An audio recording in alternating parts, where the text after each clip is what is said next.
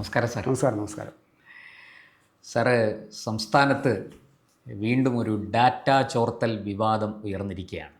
അതായത് തെരഞ്ഞെടുപ്പ് പ്രചാരണ പ്രവർത്തനങ്ങൾക്കായി സർക്കാർ ജീവനക്കാരുടെ വിവരങ്ങൾ, അവരുടെ സ്വകാര്യ വിവരങ്ങളടക്കം ചോർത്തി, അത് മുഖ്യമന്ത്രിയുടെ ഓഫീസ് ഇടപെട്ട് ചോർത്തി ഒരു PR കമ്പനിക്ക് കൊടുത്തു എന്ന ആരോപണമാണ് ഉയർന്നിരിക്കുന്നത്. വെറും ആരോപണമല്ല, അത് സെക്രട്ടേറിയറ്റ് ക്ലറിക്കൽ അസിസ്റ്റൻ്റ് KM അനിൽകുമാറും അതുപോലെ Malappuram KTM college associate professor doctor P Rasheed അഹമ്മദും ഇത് സംബന്ധിച്ച് ഹൈക്കോടതിയിൽ ഹർജി നൽകിയിരിക്കുകയാണ്. എന്താണ് സാർ, കേരളത്തിൽ മുഖ്യമന്ത്രിയുടെ ഓഫീസ് തന്നെ ഇടപെട്ട്, നേരത്തെയും വിവിധ വിഷയങ്ങളിൽ മുഖ്യമന്ത്രിയുടെ ഓഫീസ് ആരോപണ വിധേയമായിട്ടുണ്ട്. ഇപ്പോഴിതാ വീണ്ടും, ഇതൊരു ചെറിയ കാര്യമല്ല. ഈ ഡാറ്റ എന്ന് പറഞ്ഞാൽ വലിയ അമൂല്യമായ, വലിയ വിലപിടിപ്പുള്ള ഒരു കാര്യമാണ്. അതിങ്ങനെ ചോർത്തി തെരഞ്ഞെടുപ്പ് പ്രചാരണ പ്രവർത്തനങ്ങൾക്ക് വേണ്ടി ചോർത്തി നൽകി എന്ന, അതും ഒരു സർക്കാർ ജീവനക്കാർ തന്നെ ഇതുമായി ബന്ധപ്പെട്ട ആക്ഷേപം ഉന്നയിച്ചുകൊണ്ട് ഹർജിയുമായിട്ട് ഹൈക്കോടതിയിൽ പോയിരിക്കുകയാണ്. എന്താണ് സാർ ഈ വിഷയത്തിൽ സംഭവിച്ചിരിക്കുന്നത്? അല്ല, ഇതിനകത്ത് ഒറ്റവാക്കിൽ പറഞ്ഞാൽ പിടിച്ചു നിൽക്കാനുള്ള അവസാന ശ്രമത്തിൻ്റെ ഭാഗമായിട്ടാണ് വാസ്തവത്തിൽ ഇത്. ഇപ്പോൾ ശരിക്കും ഡാറ്റ ചോർത്തൽ നടന്നു, സ്വാഭാവികമായിട്ട് നടന്നു കാണണമല്ലോ. അതിപ്പോൾ ഇത് സർക്കാർ ജീവനക്കാർക്കും, ഇത് ഈ സ്പാർക്ക് പോർട്ടലുണ്ടല്ലോ, സർക്കാർ ജീവനക്കാരുടെ വ്യക്തിഗത വിവരങ്ങൾ, അവരുടെ സേവന വേതന വ്യവസ്ഥകളുമായി ബന്ധപ്പെട്ടിട്ടുള്ള എല്ലാ റെക്കോർഡ്സും സ്പാർക്ക് വഴിയാണ്. നമ്മുടെ മെഡിസെപ്പ് ഉണ്ട്, ആരോഗ്യ വിവരങ്ങൾ, അവരെ അതേ സംബന്ധിച്ച് അത് വളരെ പ്രധാനപ്പെട്ടതാണ്. കാരണം ബയോമെഡിക്കൽ വിവരങ്ങളാണ് അതിനകത്ത് വരുന്നത്. ഒരുപാട് ഇത് അടിസ്ഥാനപരമായി ഇതിൻ്റെ ഒരു രഹസ്യാത്മകത സൂക്ഷിക്കാൻ ബാധ്യസ്ഥരാണ് സർക്കാർ.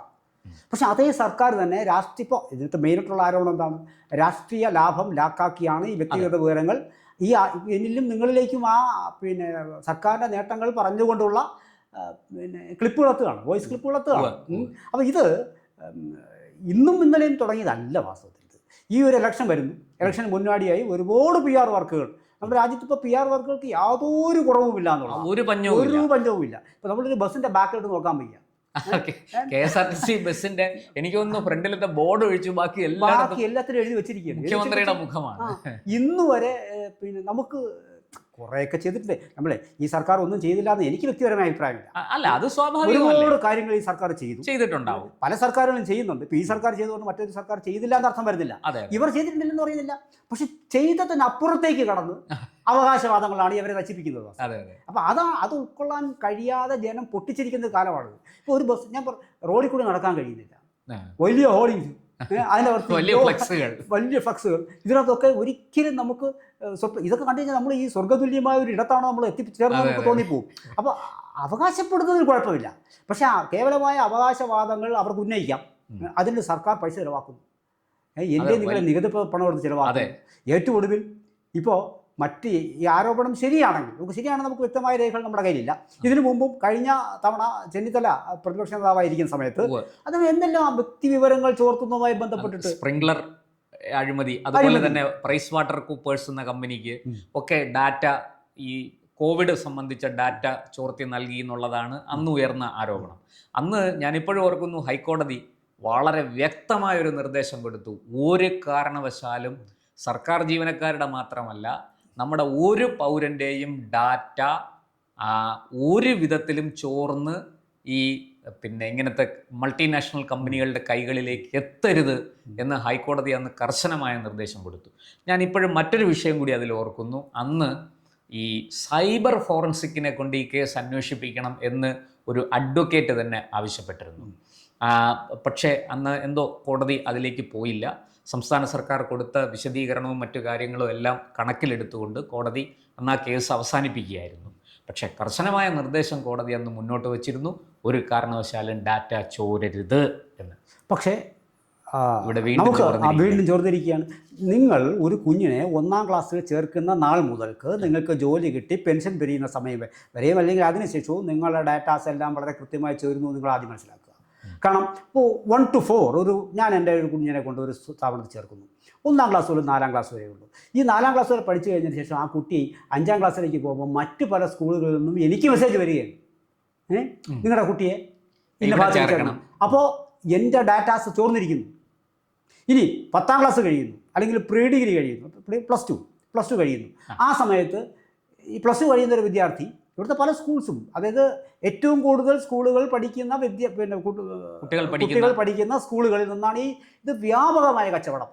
+2 അങ്ങോട്ട് കഴിയുമ്പോൾ അന്ന് മുതൽ രക്ഷിതാവിൻ്റെ അവിടുത്തെ ഔദ്യോഗിക മൊബൈൽ നമ്പറിലേക്ക് എഞ്ചിനീയറിംഗിൻ്റെ coaching class, medical coaching class ഇങ്ങനെ വന്നുകൊണ്ടിരിക്കുകയാണ്. പിന്നെ ആ എൻട്രൻസ്, ഈ എൻട്രൻസ്, സ്റ്റേറ്റിൻ്റെ വെളിയിലുള്ളത് വന്നിരിക്കുന്നു. അതായത് നിങ്ങളുടെ കയ്യിൽ ഒരു 5000 കുട്ടികളുടെ രേഖകളുണ്ടോ എങ്കിൽ ഈ 5000 കുട്ടികളുടെ രേഖകൾ 5000 കമ്പനികൾക്ക് വിൽക്കുന്നത് കൊണ്ടാണ്. അല്ലെങ്കിൽ 50 മിനിമം വെച്ചോളൂ. എത്ര പൈസയാണ് നിങ്ങൾ നേടിയെടുക്കുന്നത്? സർക്കാരിന് വളരെ കൃത്യമായിട്ട് നിങ്ങൾക്ക് ഇടപെട്ടുകൂടായോ? ഇടപെടാം, ചെയ്യുന്നില്ല. നേരെ മറിച്ച് സർക്കാർ എന്താ ചെയ്യുന്നത്? സർക്കാരിന്റെ ഉത്തരവാദിത്വം. എൻ്റെയും നിങ്ങളുടെയും ബ്ലഡ്, അത് ഇത് ചപ്പ് ചവറ്, എനിക്ക് നീന്തൽ അറിയാമോ, ഞാൻ NCCയിലുണ്ടോ, സ്പോർട്സിലുണ്ടോ, എൻ്റെ അച്ചീവ്മെന്റ്സ്, എൻ്റെ ഡിസബിലിറ്റീസ്, ഇത്രയും വളരെ വ്യാപകമായി ഇത് സംസ്ഥാനത്തിൻ്റെ നമ്മുടെ ഒരു സമ്പത്താണ് ഈ കുട്ടികളെന്ന് പറയുന്നത്.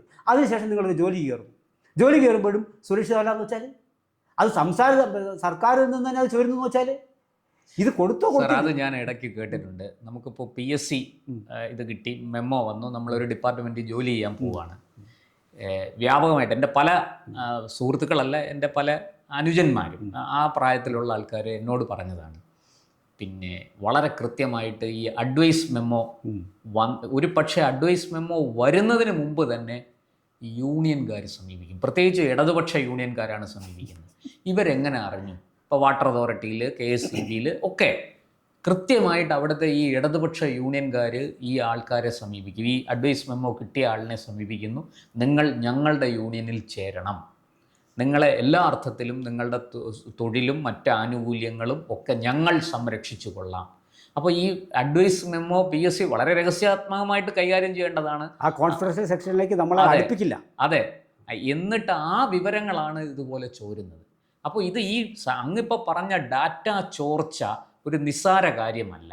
അങ്ങ് പറഞ്ഞ നഴ്സറി തൊട്ട് അങ്ങറ്റത്ത് നമ്മൾ പെൻഷനായി കഴിഞ്ഞാൽ പോലും നമ്മുടെ ഡാറ്റ ഇങ്ങനെ വിറ്റുകൊണ്ടിരിക്കുകയാണ്. ഇത് ആരാണ് ഈ ഡാറ്റ? ഇത് വളരെ ഗുരുതരമായ, ഇനിയുള്ള കാലത്ത് വളരെ ഗുരുതരമായ ഒരു ഇഷ്യൂ ആണത്.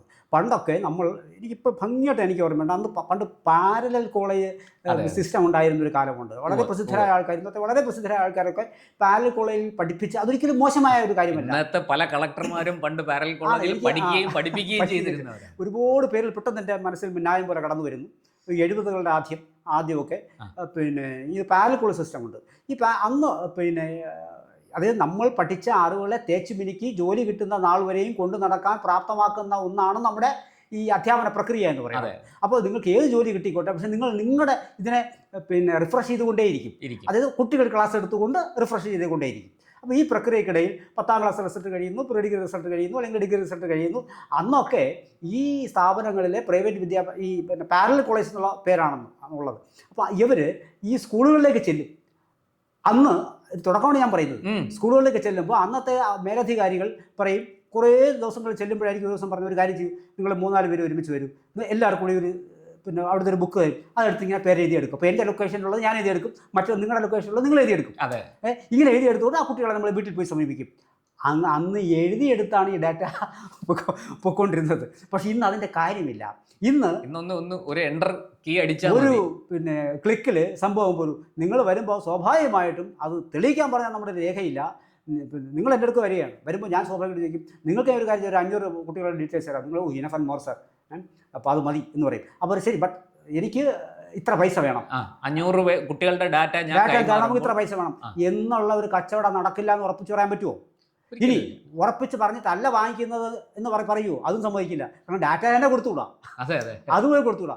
അപ്പോൾ അതിനകത്തൊരു ഡീൽ സ്വാഭാവികമായിട്ടും ഉണ്ടാകും. ഇത് പൊളിറ്റിക്കലി ഒരു ഗൈഡിന് വേണ്ടിയാണ് സർക്കാർ പൈസ വാങ്ങിച്ചുകൊണ്ട് ചെയ്യുന്നതല്ല നമ്മൾ ഈ പറയുന്നത്. സർക്കാരുടെ ചെയ്യുന്നത് ഏതെങ്കിലും തരത്തിലൊരു ലാഭമാണ് മെയിൻ ഒബ്ജക്റ്റീവ് എന്ന് പറയുന്നത്. ഇവിടെ സർക്കാരിന് പൊളിറ്റിക്കൽ ഗെയിൻ, രാഷ്ട്രീയ നേട്ടം തന്നെയാണ്. ഇവിടെ നമുക്ക് കുറ്റം പറയേണ്ട ഒരു സംഭവമാണ്. അതുകൊണ്ട് നമുക്ക് ഞാൻ ഒന്ന് സൂചിപ്പിച്ചിട്ടെ, ഈ അലംഭാവത്തിനെതിരെ ക്രിയാത്മകമായ ഒരു പ്രതിപക്ഷം ഉണ്ടെങ്കിൽ അവർക്ക് തടയാം. ബട്ട് അവർ ഒരു സർട്ടൻ എക്സ്റ്റെൻഡ് ചെയ്യാൻ അവർ പോകില്ല. കാരണം നാളെ പിന്നെ ചെയ്യാവുന്ന ആർക്കാണ്? താങ്കൾ തന്നെ പറഞ്ഞു, കോടതി ഇതിൽ വളരെ കർശനമായ നിലപാടെടുത്തിട്ടുണ്ട്. അതെ, ഇങ്ങനെ ഒരു കാര്യം ശ്രദ്ധയിൽപ്പെട്ടാൽ കോടതി ഇടപെടണമെന്നേ. ഇത് സ്വമേധയാ കേസെടുക്കണം, സ്വമേധയാ കേസെടുക്കേണ്ട വസ്തുതയാണ് ഇത്. സർക്കാർ നേതൃത്വത്തിൽ ഈ ചോർച്ച എത്രയും വേഗം നിയന്ത്രിക്കേണ്ടതാണ്. ഇല്ലെങ്കിൽ എൻ്റെ വിവരങ്ങൾ, ഇപ്പോൾ പറയാം, അല്ലെങ്കിൽ തന്നെ നിങ്ങളുടെയൊക്കെ വിവരങ്ങൾ ഗൂഗിൾ വഴി ഒക്കെ പറയും, അത് വേറെ കാര്യം. പക്ഷേ ഞാൻ മുൻകൈയെടുത്ത്, നമ്മുടെ സർക്കാർ മുൻകൈയെടുത്ത് എൻ്റെ ഡീറ്റെയിൽസ് എനിക്ക് എത്ര എൻ്റെ അവിടെ ഒരു ചെറിയൊരു കാര്യം പറഞ്ഞോട്ടെ. ഈ നമ്മൾ വാട്സാപ്പും ഗൂഗിളും ഫേസ്ബുക്കും ഒക്കെ വഴി ഡാറ്റ ചോരും. സർ, കഴിഞ്ഞ ദിവസം സുപ്രീം കോടതി ഏതാണ്ട് നമ്മൾ ഈ സംസാരിക്കുന്നതിന് ഒരാഴ്ച മുമ്പാണ് വാട്സാപ്പിന് എത്ര കോടി രൂപയുടെ ഫൈനാണ് അടിച്ചിരിക്കുന്നത്. അത് സുപ്രീം കോടതിയാണ്. കേന്ദ്ര സർക്കാരിനെ കൂടെ വിളിച്ചു വരുത്തി കേന്ദ്ര സർക്കാരിൻ്റെ പ്രതിനിധിയെ അതിരൂക്ഷമായിട്ട് കോടതി വിമർശിച്ചു. അവസാനം കേന്ദ്ര സർക്കാർ ശക്തമായ നിയമ നടപടി സ്വീകരിക്കാമെന്ന് ഉറപ്പ് കൊടുത്തു. മാത്രമല്ല, ഈ ഡാറ്റ ചോരാതിരിക്കാനുള്ള എല്ലാ പ്രിക്വേഷൻസും, അത് ഏത് പ്ലാറ്റ്ഫോമോ ഏത് ആപ്പോ ആകട്ടെ, അത് എടുത്തുകൊള്ളാം, സർക്കാർ അതിനു വേണ്ടി വന്നാൽ നിയമം നിർമ്മിക്കാമെന്ന് ഉറപ്പ് കൊടുത്തു. നമ്മുടെ നാട്ടിലെ മാധ്യമങ്ങളൊന്നും ദൈവഗത്യ ഇതൊന്നും ചർച്ച ചെയ്തിട്ടില്ല. ഇത്രയും വലിയൊരു വിഷയം കോടതിയിൽ നിന്ന് നടന്നിട്ട് പോലും നമ്മുടെ മാധ്യമങ്ങളൊന്നും ഇത് ചർച്ച ചെയ്തില്ല. അത് മറ്റൊരു വിഷയം. പക്ഷേ അങ്ങനെ സംഭവിച്ച നാടാണ് നമ്മുടേത്. അവിടെയാണ് ഈ ഡാറ്റ ചോർച്ച സംഭവിച്ചത്. അത് ഇപ്പോഴും നമ്മുടെ നാട്ടിലെ ഭൂരിഭാഗം ആൾക്കാർക്കും ഈ വ്യക്തിഗത വിവരങ്ങൾ ചോരുന്നതിലുള്ള ആശങ്കയില്ല, അവർക്ക് അറിയില്ല. കാരണം ഈ ഡിജിറ്റൽ ഏജിൽ നിന്നുകൊണ്ട് ഇത് എത്രമാത്രം പ്രയോജനമാണ് കിട്ടുന്നവന്. ഇത് സർ, ഒരു പക്ഷേ നമ്മുടെ ഇവിടെ ഇപ്പോൾ ഈ ഡിജിറ്റൽ അറസ്റ്റ് നടന്നു എന്നും പറഞ്ഞ് നമ്മളെ ഭയപ്പെടുത്തി കാശടിക്കുന്നത് ഇതുപോലെ ഈ ഡാറ്റ ചോർച്ചയുടെ ഭാഗമായിട്ട് എല്ലാമല്ലേ? അല്ലെങ്കിൽ തന്നെ അവർക്ക് കിട്ടാനുള്ള സാധ്യതയുണ്ട്. ഇന്നത്തെ സിറ്റുവേഷനിൽ ഇത് കിട്ടാനുള്ള സാധ്യതയുണ്ട്. കൊടുക്കണമെന്നില്ല, അവർക്ക് എടുക്കാൻ അറിയാം. അതെ, സ്വാഭാവികമായിട്ടും. ഇപ്പോൾ നമ്മൾ ഓരോ തവണ നമ്മൾ സെർച്ച് ചെയ്യുമ്പോഴും ഇതെല്ലാം, ഇപ്പോൾ വാട്സപ്പിലൊക്കെ നമ്മുടെ ഈ സോഷ്യൽ മീഡിയ കൊണ്ട് ഇത് പിന്നെ നിങ്ങളുടെ വ്യക്തിഗത വിവരങ്ങൾ ചോരാതിരിക്കാൻ നിങ്ങൾ ഗൂഗിളിൽ സെർച്ച് ചെയ്യുമ്പോൾ എന്തൊക്കെ ചെയ്യണം, അത് ഓഫ് ചെയ്യൂ, ഇത് ഓഫ് ചെയ്യൂ എന്നൊക്കെ പറഞ്ഞു. ഇനി നിങ്ങൾ എങ്ങനെ ഓഫ് ചെയ്ത് കഴിഞ്ഞാലും നമ്മുടെ വിവരങ്ങൾ ചോരും. അത് വരെ മാർഗമില്ല, പരസ്പരം ചോർത്തിക്കൊണ്ട് തന്നെ ഇരിക്കും. അത് വേറെ കേസ്. പക്ഷേ തടയുക എന്ന് പറഞ്ഞാൽ നമ്മുടെ ഉത്തരവാദിത്തമല്ലേ? നമ്മുടെ മാത്രമല്ല, സർക്കാരിൻ്റെ ഉത്തരവാദിത്തം. പക്ഷേ സർക്കാരിൻ്റെ സ്വമേധയാ എടുത്ത് കൊടുക്കാമെന്ന് വെച്ചാൽ ഇത് പണ്ടൊക്കെ നമ്മൾ നിങ്ങൾ പറഞ്ഞ PSCയുടെ വിഷയമുണ്ടല്ലോ, അത് നമ്മൾ ചർച്ച ചെയ്തില്ല. ഈ PSC സ്വാഭാവികമായിട്ടുണ്ട്. PSCയിൽ പണ്ട് നോക്കുള്ളതാണ്. നേരത്തെ തന്നെ യൂണിയൻകാരെത്തും. എങ്ങനെയാണ് ഇപ്പോൾ കോൺഫിഡൻഷ്യൽ സെക്ഷനിൽ നിങ്ങളിരിക്കുന്നു, ഞാൻ നിങ്ങളുടെ സുഹൃത്താണ്, നിങ്ങൾ ഒരു ദൗർബല്യം കണ്ട് നിങ്ങൾ തന്നെ പറയുന്നത് തന്നെ സംഭവമാണ്. ഒരു പക്ഷേ അങ്ങനെയൊക്കെ ചോർന്നു പോകും. അനൗദ്യോഗികമായിട്ടാണ് ഈ ചോർച്ച. അത് യൂണിയനുകളിലേക്ക് ആൾക്കാരെ ചേർക്കുന്നതിൻ്റെ ഭാഗമായിട്ട് വരുന്നു എന്നുള്ളത് കൊണ്ട് ഇനി അതിനകത്ത് വേറൊരു അപകടം കൂടിയുണ്ട്. അങ്ങനെയും കേരളത്തിൽ വാർത്തകളുണ്ടായിട്ടുണ്ട്. ഇപ്പോൾ ഞാൻ കിട്ടുമോ ഇല്ലയോ, 20 വേക്കൻസി ഉണ്ട്, എൻ്റെ പെർഫോമൻസ് അനുസരിച്ച് എനിക്കിപ്പോൾ 25 ഒക്കെ ആയി പോകാൻ സാധ്യത എൻ്റെ മനസ്സിനോട് പറയുകയാണ്. അപ്പോൾ തന്നെയാണ് ഇങ്ങനെ ഒരാൾ വരുന്നു, നിങ്ങൾക്ക് പിന്നെ ലിസ്റ്റ് ഇപ്പോൾ ഇത്രാം തീയതി പബ്ലിഷ് ചെയ്യും. അപ്പോൾ അതിന് ഡാറ്റ ചോർന്നാളുകളാണ് പറയുന്നത്. ഡാറ്റ ഒരാൾ അറിഞ്ഞിട്ടുണ്ട്, ഞാൻ ഓൾറെഡി ലിസ്റ്റിലുണ്ട്. അപ്പോൾ അതേ നമ്മളൊന്നും പറയില്ല, ഒരു 2-3 കുട്ടികൾ നിങ്ങൾക്ക് കിട്ടിയേനെ, ഞാനൊന്ന് സഹായിക്കാം എന്ന് പറഞ്ഞാൽ പൈസ എനിക്ക് എത്ര കിട്ടും, ആൾക്കാർ കൊടുക്കാതിരിക്കുമോ? ഇതാണ് ഡാറ്റ ചോർച്ചയുടെ മറ്റൊരു വശം. ഇനി അങ്ങനെ ചെയ്യില്ലെന്നൊക്കെ ഉറപ്പിച്ച് പറയാൻ പറ്റൂ? നടക്കുന്നുണ്ടാവും. സ്വാഭാവികമായിട്ടും ഇങ്ങനെയൊക്കെ കഥകളൊക്കെ ആൾക്കാർ പറയുകയാണ്. ആ സാഹചര്യത്തിൽ ഞാൻ ഒരു പെൻഷനറാണ്, എൻ്റെ വിവരങ്ങളെടുത്ത് കൊടുക്കാമെന്ന് വെച്ചാൽ എനിക്കിപ്പോൾ എന്തൊക്കെ അസുഖങ്ങളുണ്ട്, ഹോസ്പിറ്റൽസിന് ആവശ്യമുണ്ടെന്നേ, ഇൻഷുറൻസ് കമ്പനികൾക്ക് ഇത് ആവശ്യമുണ്ടെന്നേ, എന്തെല്ലാം വൈവിധ്യങ്ങളായ ആവശ്യങ്ങൾ. അതിന് ഒരു കാരണവശാലും മാപ്പില്ലാത്ത കുറ്റമാണ്.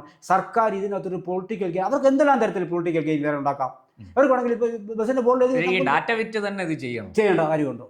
അത് റോഡിൽ പിന്നെ ഔദ്യോഗികമായ ബോർഡുകളൊക്കെ അവർക്ക് എഴുതി വെച്ചോളൂ. മനുഷ്യ ഗതാഗതത്തിന് തടസ്സമില്ലാത്ത രീതിയിൽ എങ്കിലും നികുതി പണം പോകുന്നുള്ള വേറെ കേസ്. PR എന്ന് പറയുന്നൊരു വകുപ്പില്ലാതെ, PRD എന്നൊരു വകുപ്പില്ലാതെ പോകില്ല. പൈസ എടുത്ത് ചിലവാക്കാതെ ഒരു സർക്കാർക്ക് മുന്നോട്ട് പോകാൻ കഴിയില്ല. പക്ഷെ അത് എല്ലാ പരിധിയും വിട്ടു പോകുന്നു. ഇവിടെ ചുരുക്കം പറഞ്ഞാൽ അനിയന്ത്രിതമായ ഒരിക്കലും ഇതിനകത്തൊരു പിന്നെ ലീഗൽ ആക്ടിവിറ്റി ഇതിനകത്തില്ല. എത്രയൊക്കെ ഒരു തരത്തിലും നമുക്ക് ന്യായീകരിക്കാൻ കഴിയില്ല. ഈ വിവരങ്ങൾ ചോർത്തുന്നു. ഈ ഇപ്പൊ തന്നെ വലിയ വാർത്തയായി. ചുരുക്കി പറഞ്ഞാൽ പിണറായി സർക്കാർ കോടതി കയറ്റാനുള്ള ആർജവം പലപ്പോഴും പ്രതിപക്ഷം ചെയ്തെന്ന് വെച്ചാൽ 2 ഗോഗോ വിളിച്ച് വീട്ടിൽ പോകും. അങ്ങനെ പോയാൽ ഇതും മറ്റൊരു സംഭവമായിട്ട് തേഞ്ഞു മാഞ്ഞു പോകും. അല്ലാതെ ഇത് കോടതി കയറണമെന്നാണ് വാസ്തവത്തിൽ സാധാരണക്കാരായ ജനങ്ങൾ ആഗ്രഹിക്കുന്നത്. അങ്ങനെയെങ്കിൽ എൻ്റെയും നിങ്ങളുടെയും വിവരം സുരക്ഷിതമാക്കുക. നമ്മൾ സർക്കാരിനല്ലേ പോയി ഇത് ചെയ്യുന്നത്. ഇപ്പോൾ എവിടെ ചെന്നാലും നമ്മുടെ ഫോൺ നമ്പർ. ജനസേവനമാണ് സർക്കാർ ചെയ്യേണ്ടത്, ജനദ്രോഹമല്ല. ഇത് ജനദ്രോഹമാണ് ഈ ചെയ്തുകൊണ്ടിരിക്കുന്നത്. ഒരു കാര്യം കൂടി പറഞ്ഞ് നമുക്ക് അവസാനിപ്പിക്കാം. ഇപ്പോൾ നിങ്ങളൊരു റിലയൻസിൽ പോയി എന്തെങ്കിലും വാങ്ങിക്കുക, സാധനം വാങ്ങിക്കുന്നു, മറ്റേതെങ്കിലും പ്രൈവറ്റ് സാധനങ്ങൾ കൂടി വാങ്ങിക്കുന്നു. അപ്പോൾ നിങ്ങളടുത്ത് ബില്ലടിക്കുന്നത് അവൻ മൊബൈൽ നമ്പർ ചോദിക്കും. അതെ, ഈ മൊബൈൽ നമ്പർ വെച്ചിട്ട് പിന്നെ ബാക്കി കിടന്ന് ഓപ്പറേറ്റ്. പിന്നെ റിലയൻസിൽ സാധനങ്ങൾ വരുന്നതനുസരിച്ച് അവൈലബിലിറ്റി അനുസരിച്ച് നമുക്ക് മെസ്സേജ് വന്നുകൊണ്ടിരിക്കും. അതൊരു മാർക്കറ്റിംഗ് ടെക്നിക്കാണ്. ഇനി ഞാൻ ആ നമ്പർ ഞാൻ കൊടുക്കുമ്പോൾ എൻ്റെ ഡീറ്റെയിൽസ് എടുക്കാനുള്ള മറ്റു മാർഗ്ഗങ്ങളില്ല നമുക്ക് കരുതാൻ കഴിയും. ഒരിക്കലും ഇല്ല. നമ്മളെ തീർച്ചയായിട്ടും നമ്മുടെ മൊബൈൽ നമ്പർ കിട്ടിയാൽ നമുക്ക് അതിൽ നിന്ന് നമ്മുടെ ആധാർ കാർഡ് ചോർത്തിയെടുക്കാൻ, അവർക്ക് ആധാർ നമ്പർ ചോർത്തിയെടുക്കാൻ സാധിച്ചാൽ അത് വലിയ ദോഷം ചെയ്യും നമുക്ക്. അതൊക്കെ വാസ്തവത്തിൽ സർക്കാർ ഇടപെട്ട് ഏതെങ്കിലും തരത്തിൽ ഇത്തരത്തിലുള്ള ഈ മൊബൈൽ ഇല്ലാത്ത സ്ഥിതിക്ക് കേന്ദ്ര സർക്കാർ സുപ്രീം കോടതിയിൽ ഉറപ്പ് കൊടുത്തിട്ടുണ്ട് അങ്ങനെ ചോരില്ല എന്ന്. അല്ല, നമുക്കത് കണ്ടേ അറിയാൻ സാധിക്കുള്ളൂ എന്താണ് എന്തായാലും സർക്കാർ ഈ കാണിച്ചത്. എന്തായാലും പിണറായി സർക്കാർ ഈ അവസാന നാളുകളിൽ ഇപ്പോൾ ശബരിമല സ്വർണ്ണക്കൊള്ള കേസിൽ കിടന്നടിച്ചുകൊണ്ടിരിക്കുകയാണ്. വിഷയം കോടതിയിലാണിപ്പോൾ. അതുപോലെ തന്നെ വീണ്ടും ഒരു കോടതി കയറ്റം ഇതാ സംഭവിച്ചിരിക്കുകയാണ്. ഇത് തീർച്ചയായിട്ടും വലിയ തലവേദന സർക്കാരിനുണ്ടാക്കും. ഈ ഇടതുപക്ഷ മുന്നണിക്ക് തന്നെ അവരെ വലിയ രീതിയിൽ പ്രതിരോധത്തിലാക്കും. വലിയ വെല്ലുവിളിയാണ് അവർ നേരിടാൻ പോകുന്നത്. ഇതിപ്പോൾ മാധ്യമങ്ങളും പ്രതിപക്ഷവും ഒക്കെ ഇനിയിപ്പോൾ ഇത് ചാടി ഇറങ്ങും. അവർ ഈ ഇലക്ഷനും കൂടെ ആയതുകൊണ്ട് വെറുതെ അങ്ങ് മുദ്രാവാക്യം വിളിച്ച് മടങ്ങിപ്പോവില്ല. അത് തീർച്ചയായിട്ടും UDFും BJPയും രണ്ടു കൂട്ടരും ഈ കാര്യത്തിൽ വളരെ ശക്തമായ സമരപരിപാടികൾ ആവിഷ്കരിക്കും എന്നാണ് എനിക്ക് തോന്നുന്നത്. ആയിക്കോട്ടെ, നന്ദി. കൂടുതൽ വാർത്തകളും വിശേഷങ്ങളും നേരിട്ട് ലഭിക്കാൻ ജനങ്ങളിൽ നിന്ന് ജനങ്ങളിലേക്ക് ജനഭൂമി ന്യൂസ് സബ്സ്ക്രൈബ് ചെയ്യൂ. ബെൽ ബട്ടൺ അമർത്താനും മറക്കരുത്.